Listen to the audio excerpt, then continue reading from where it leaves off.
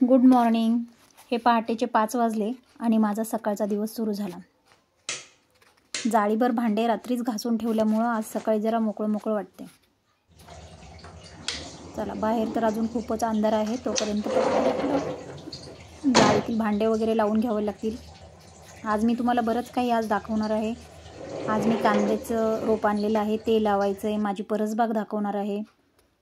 हे भांडे लावून झाले। सकाळचे दिवस सुरुवातीला मी नेहमी 2 ग्लास पाणी नक्कीच पिते आणि मगच त्याच्यानंतरच चहा घेते।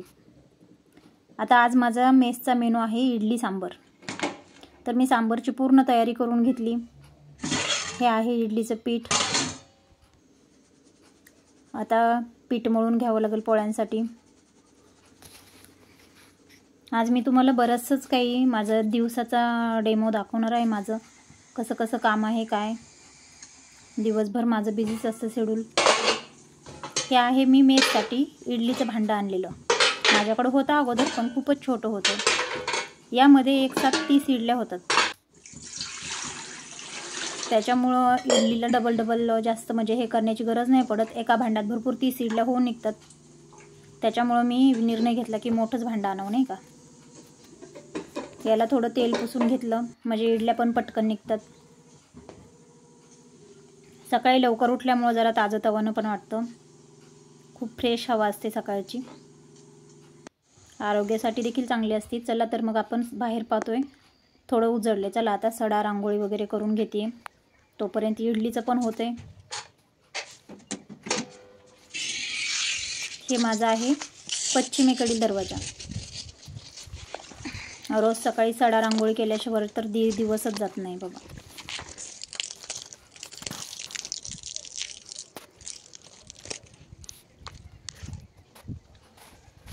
दारात रांगोळी हे शुभ लक्षण असतं। रोज सकाळी रांगोळी मला काढल्याशिवाय खूप म्हणजे रांगोळीचा मला खूप छंद आहे।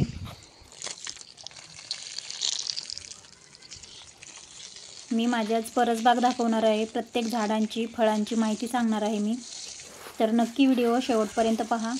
ही पहा, मी खूप तुळशी बाग बनवलेली आहे दारात। खूप तुळशींची झाडं लावलेत। रोज सकाळी सडा मारताना मी नेहमी तुळशीचे पानं खाते। हे आहेत लक्ष्मीचे पावले। खूप सोप्या पद्धतीने काढते मी।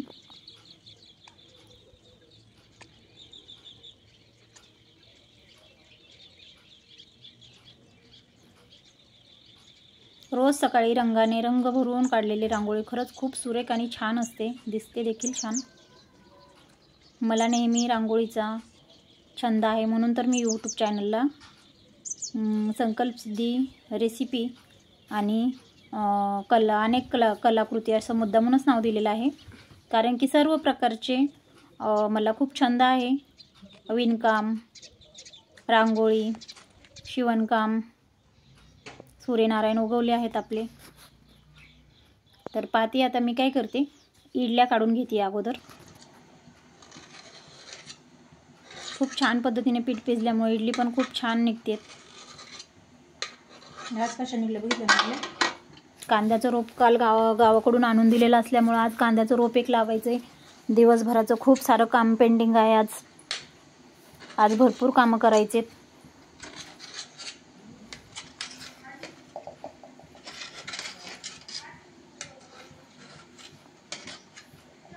इडल्या काढून झाल्यात।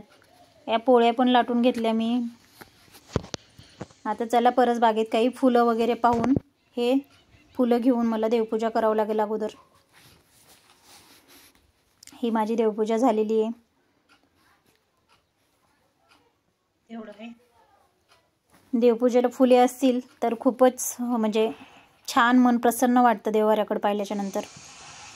हे सांबरची रेसिपी मी टाकलेली आहे, त्याच्यामुळं आता मेथीची भाजी, मेथीचं कढण करून घ्यायचं आहे। ती एक रेसिपी मी टाकलेली आहे मेथीच्या कढणाची। ही भाजी निवडून घेऊन आपण मेथीचं कढण पाहूयात। रोज सकाळी मी लवकरच उठते, लवकरच अशा भाज्या वगैरे निवडून माझा रोजचा स्वयंपाक वगैरे घरचं आवरून नवनवीन रेसिपी टाकते मी रोज। स्वयंपाक हा पण माझा खूप छान छंद आहे।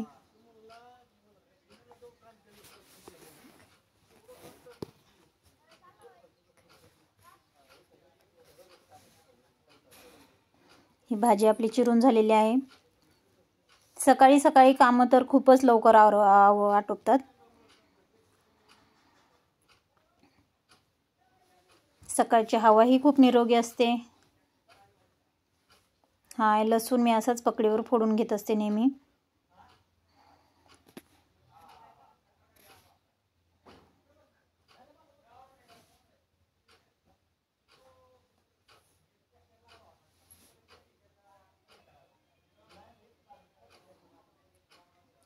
हे मेथीच्या कटण्यासाठी मी तेल टाकून त्याच्यामध्ये लसूण टाकून घेऊयात.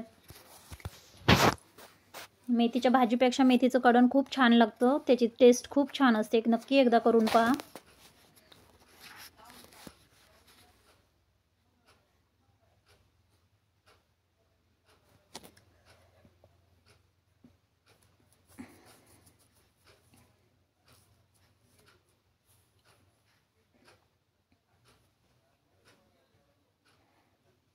थोडा वेळ झाकण ठेवून घेऊयात. तोपर्यंत हे शेंगदाणे भाजून मी बारीक करून घेणार आहे. आणि हे बारीक केलेले शेंगदाणे आता त्याच्यामध्ये टाकून घ्यायचे.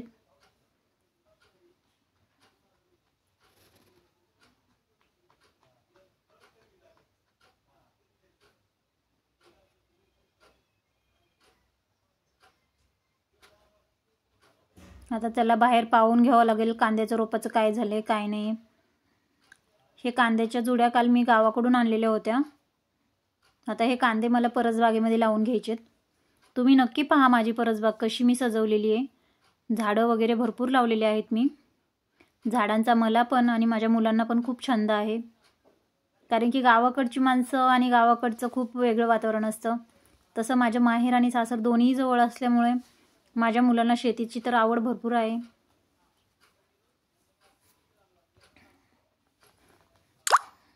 हे अशा पद्धतीने सोपी पद्धत असते कांदा लावण्याची.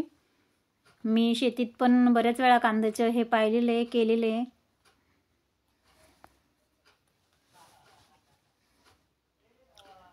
हे कांदे लावून झाल्याच्या नंतर झाले पण कांदे लावून.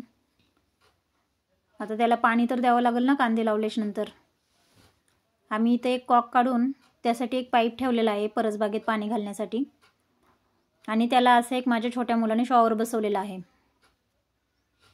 जेणेकरून आपली माती वाहून जाणार नाही किंवा मोठाले असे खड्डे पडणार नाहीत. त्या हेतूने आम्ही ते शॉवर बसवलं होतं.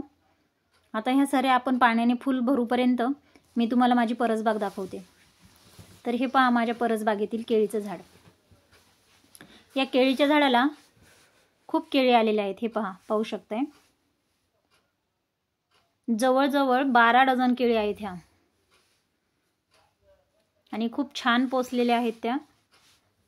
आता या केळीच्या साईडला मी पपयांचे झाडं लावलेले आहेत. त्या देखील खूप छान आणि बरंचच फळ आलेलं आहे याला. हा आहे कढीपत्ता, तो पण गावरान, खूप छान सुगंधित असा आहे.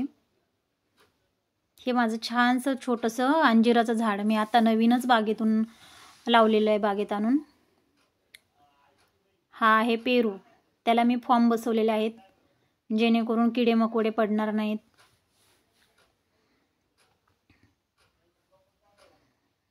अरे ऊसावर पडलं ना. हे आहेत आंबे, केशर आणि नीलम, अशा 2 प्रकारचे आंबे लावलेले आहेत. हे रांजाईचा वेल आहे आणि हा एक केशरच आंबा आहे. हा गणेश वेल आहे, माझ्या छोट्या मुलानं लावलेला आहे हा. हे मी माझ्या परसबागेत देवपूजेसाठी फुलं लावलेले आहेत. रोज फुलं माझ्या बागेत नेहमी असतात. हा आहे कुंदा, गजऱ्याच्या वेणीसाठी खूप छान असं आहे.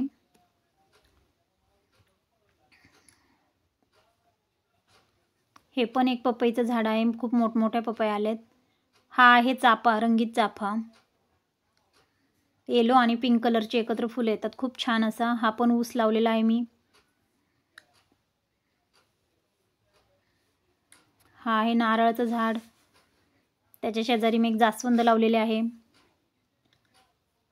आणि आता हे पाणी तर गच्च भरले, मग हे बंद करून मी तुम्हाला अजून दाखवते. मी बाजूची परसबाग, माझ्या साईडला झाडं आहेत काही. तर हा मी कारल्याचा वेल लावलेला आहे. रोज कारली निघतात त्याला. हा आहे आळूचा वाफा. आणि हे पांढरं गुलाबाचं झाड मी आणलेलं आहे. वेल गुलाब आहे हे. हा मनी प्लांट खूप छान फुटला आहे. आणि ही माझ्या अंगणातली तुळशी माता परसबागेतली. ह्या तुळशी मातेचं वृंदावन माझ्या मोठ्या मुलाने खूप छान रंगवलेलं आहे हाताने. आणि ह्या विटेवर देखील विठ्ठल त्यानेच काढलेला आहे. त्याची पेंटिंग खूप छान आहे. हे गुलाबाचे झाडं, फुलं. आणि हे मी गलांड्याचं खूप आपल्या शोसाठी मी गेटच्या बाहेरून लावलेले आहेत हे झाडं. त्याच्यामध्ये गोकर्णीचा वेल पण लावलेला आहे. ह्या गणेश वेलाची कमान खूप छान फुलं येतात. रोज नेहमी फुलं येत राहतात. ही आहे गेटची दुसरी बाजू. ही आमची लक्ष्मी. आणि ही माझी तुळसबाग. खूप साऱ्या तुळशी मी माझ्या दारात लावलेल्या आहेत. जेणेकरून तुळशीचे महत्त्व तर आपण जाणतोच. तुळशीची हवा, तुळशीची पानं, तुळशीची मुळं, तुळशीच्या फांद्यांपासून माळा बनवल्या जातात. असे खूप सारे तुळशीचेही फायदे आहेत. खूप गुलाबाचे फुलं येतात दारात पण. आणि हा आहे मधुमालतीचा वेल. तर या वेलाची अशी खासियत आहे की या झाडाला 3 रंगांची नेहमी फुलं राहतात. एक पांढरा, आबोली. तर खूप रंगीबिरंगी असं झाड वाटतं हे. आजचा व्हिडिओ कसा वाटला ते नक्की सांगा. थँक्यू.